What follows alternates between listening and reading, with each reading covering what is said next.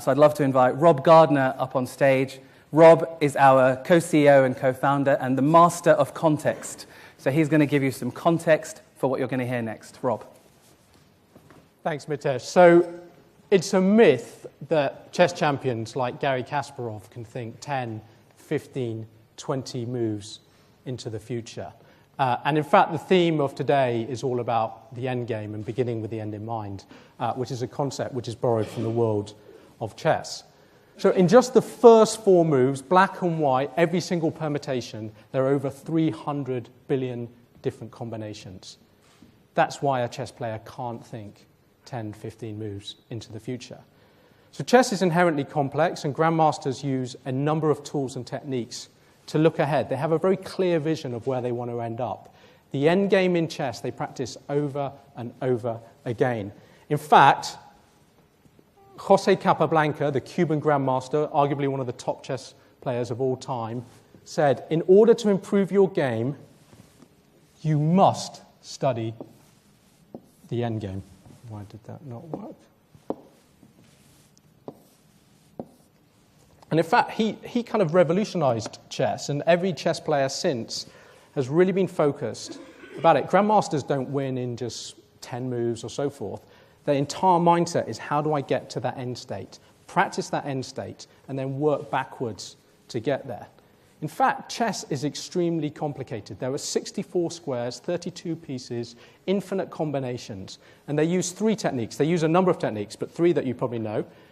The first is pattern recognition. In fact, anyone who's learned how to play chess, you've got a whole load of openings, and we just learn patterns and recognize and know what to do. The second is chunking, and I'll come back to chunking in a moment. But the third is really induction. Induction is this idea of looking ahead and solving things backwards. And why is that important? So please read the sentence. After reading this sentence, you'll realize that the brain doesn't recognize the second the. Please raise your hand if you did spot the 2 thus. Okay, we've got a few in there. That's because we're very logical people. We're hardwired to see things. So as we read things scanning forward, the brain just skips it. Now, if we read it backwards, you pick it immediately. You go, brain, that's not there. Amateur chess players play chess based on the past and the present, and they look forward. They might look forward 1 or 2 moves. Grandmasters don't do that. And all I'm trying to suggest is that maybe we can learn something from grandmasters when we think about setting investment strategy. Why? Because it's incredibly complex. We think there are over 40 different, well, in fact, there are lots of different investment strategies.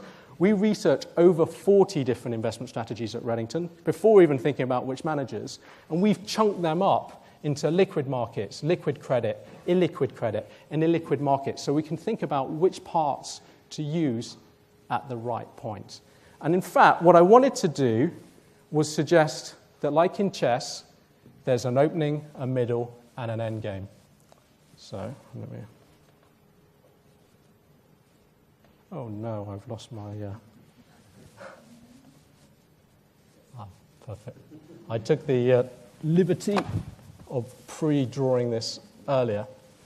And so what I wanted to say is the temptation is to start here.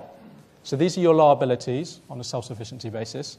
These are your liabilities on a technical provision basis. And we've probably got our assets here. And then temptation is to start from where we are, look backwards, and project forwards. I would argue that maybe we should think about where we want to get to. And in fact, the end state, there was probably only really 2 outcomes. Either hand it over to an insurance company or invest like an insurer. And actually, the investment strategy at that point in time is incredibly simple. It's a bunch of gilts, some LDI hedging, some longevity swaps, and some credit. So if we know where we want to end up, then we need to figure out how long it's going to take there and what contributions we're going to get, and that's going to be different for every single one. But at least we have a clear sense of where we want to get to. And like a grandmaster, we can start to work back step by step by step. And it gives us a clear context for the opening, the middle, and the end. So when we look at our clients, we often ask, are they in the opening, are they in the middle, or are they in the end? Because that immediately helps us think about what style of investment strategy should we be setting. I'm going to be coming back to this later, and in fact, the next few talks are going to really be focused on the opening section. But it also applies to DC and the individual saver and the individual investor. So if, like this young man with a family and kids, what if he started to think about where he wanted to get to? And so what I want to suggest is he doesn't just think, well, I'll just save, and I've auto-enrolled, my mum and dad had a pension, they're pretty well off. What's the difference between DC and DB anyway, and just crack on. And maybe when I'm 45 or 55, I might call an IFA. What if him and his wife were thinking ahead? And they thought, well, how much do we need? Do we need £100,000? Do we need £300,000? Do we need £500,000? Do we need £1 million? Unfortunately, £1 million sounds like a big number, and it's not really enough if you're 25. At the end, you've probably got two outcomes. You're probably going to take an annuity or maybe draw down. But we can use this framework to work backwards. And going back to the opening, the most important single thing you can do is begin saving early and save regularly. If you begin saving in your 20s at a 6% compound annual return, the money you save in your 20s will get a tenfold return. If you wait until your 30s, you'll only get a sixfold return, and so forth and so forth. If you haven't saved at all, you're going to have to save an awful lot when you're 55. Now, the good thing is, if you do start in your 20s, investment does 2/3 of the work. So even if you start saving a little bit right when you're 25, the impact is profound. So again, beginning with the big end in mind makes us think about, in the opening, save. Save, save, save, and invest for growth. In fact, what's happening in the markets right now is perfect. You're buying equities cheap if you're here. It's very different if you're here, but if you're in phase one, it's great. As we go through to the middle, we may have accumulated some wealth, and all of a sudden, we're worried about the volatility. If our pot falls by 20% in value, that might be worth 5, 6, 10 years' worth of contributions. So at this point, we need to invest for growth, but we also might want to think about some kind of protection. And then finally, let's assume we're going for drawdown and not for annuity.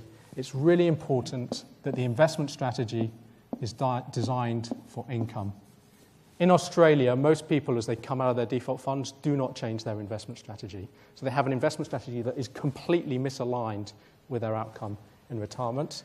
And again, they need an investment strategy that is focused on protection, because if you lose 20% near the beginning, your risk of path dependency is very, very high.